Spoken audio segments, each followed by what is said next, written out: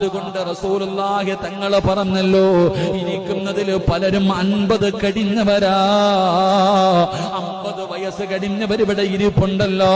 എങ്കിൽ അല്ലാഹുവിന്റെ റസൂല് പറയുകയാ, മുത്തുനബി പറയുന്നു, അല്ലാഹുവേ,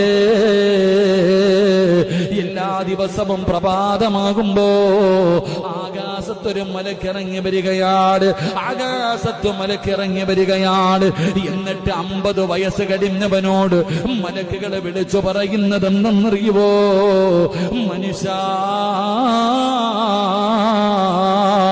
ജീവിച്ചിരിക്കുന്നവന്റെ കൂട്ടത്തിൽ നിന്നെ എണ്ണല്ലേ.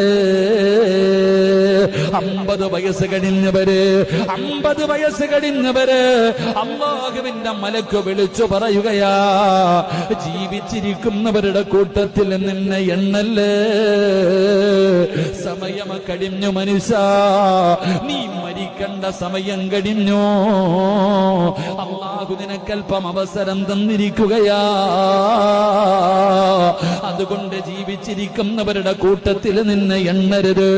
പായിപ്പാട് പള്ളിയുടെ ഖബർസ്ഥാനിൽ കിടക്കുന്ന മയ്യത്തുകളുണ്ടല്ലോ, ഈ പള്ളിയുടെ ചുറ്റുപാട് കിടക്കുന്ന ഖബറാളികളുണ്ടല്ലോ, ആ ഖബറിൽ കിടക്കുന്നവന്റെ കൂട്ടത്തില് നിന്നെ എണ്ണാവൂ എന്ന് ആദരവായ പ്രവാചകൻ നബി മുഹമ്മദ്.